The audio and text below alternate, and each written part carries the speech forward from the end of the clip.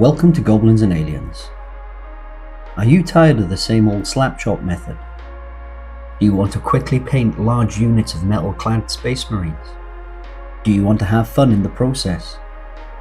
This method is for you. This is Metal Chop.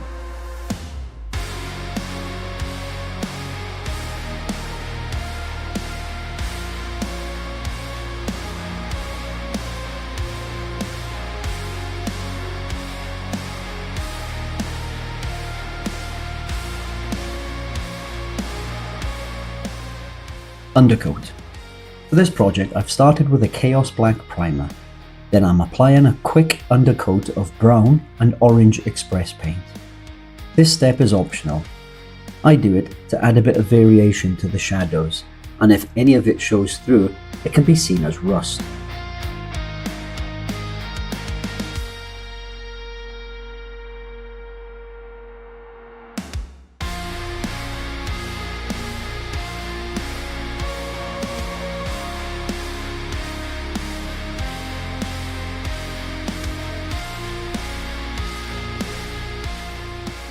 Dry brush. The core difference Metal Chop has to Slap Chop is using metallic paints instead of grey and white in the dry brush stage. For my first pass of dry brushing, I'm using Oily Steel by Vallejo. Citadel Lead Belcher would also work perfectly. This is a heavy overbrush. You want to leave the deepest recesses untouched. For my second pass, I'm mixing half Oily Steel and half silver. This overbrush is a lot lighter than the first. It can be tricky to see the new paint over the first due to the metallic shine.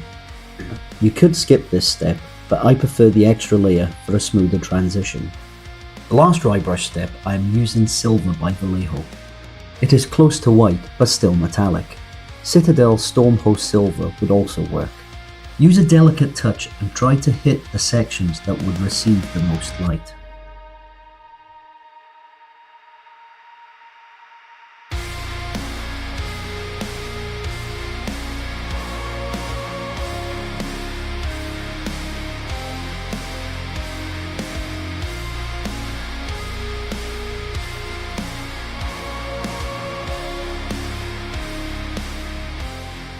Filter paint.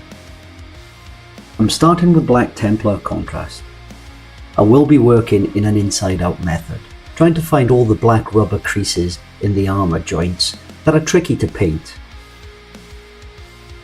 It is best to get them now so you don't risk any overspill on the main armor when you've already applied the main color.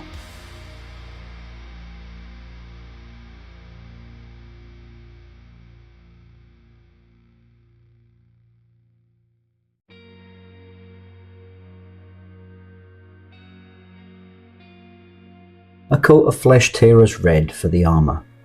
Making sure to take my time. Painting with filter paints is a quicker way of achieving highlights, midtones and shadows.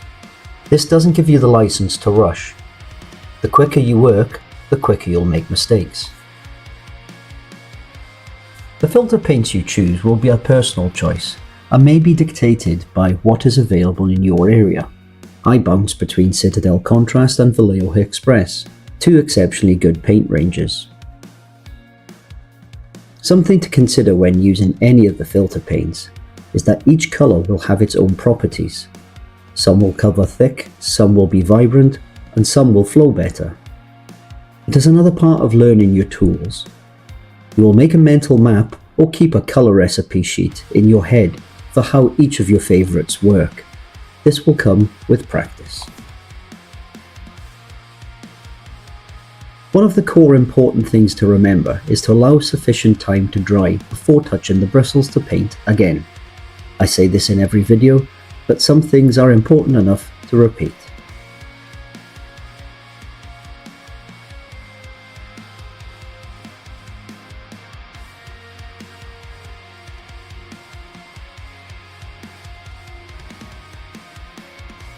When you are done with this stage, you can paint the bases, blacken the rim and call it a day, or you can double up.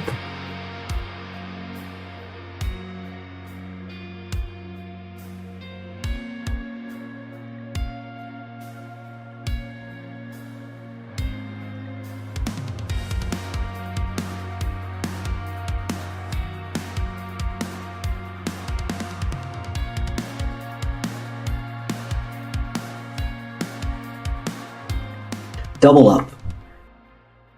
This is as simple as it sounds, and pretty much follows the base shade highlight method. Start off with a shade wash to reinstate the shadows or add a wee bit of variation. Here I am using a thinned coat of Druchii Violet.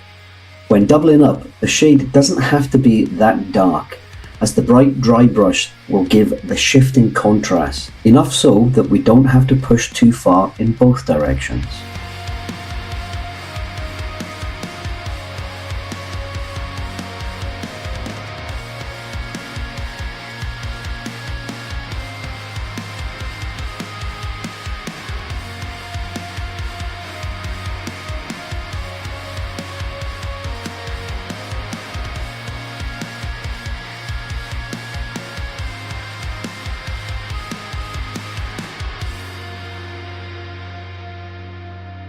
Giving the shade time to dry, lightly dry brush the last two steps in brightness. If you chose to keep the dry brush stage simple, then the last step will do. We only want to dust the topmost parts of the model. If you do catch any of the other bits, it's not the end of the world. We will be recovering with filter paint soon enough.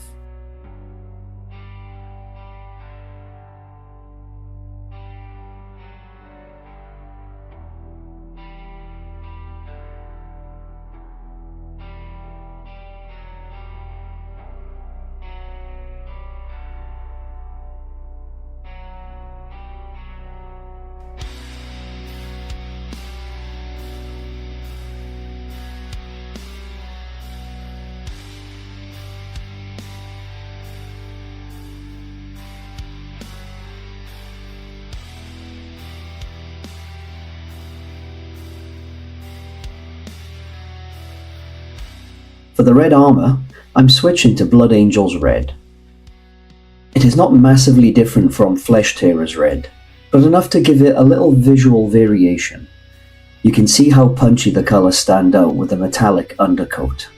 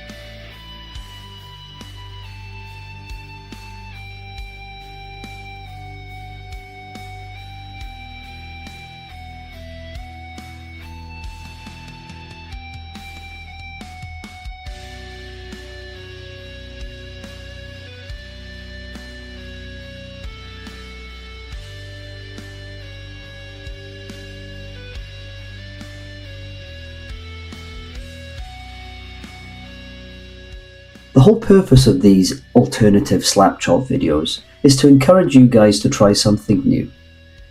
Take any of the steps and apply them to your army painting. I'm sure you'll be happy with the results and hopefully inspire you to try something new.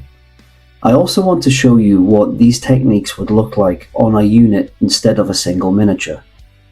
This one has been the most I've done in one go, and it wasn't that difficult, but it was fun.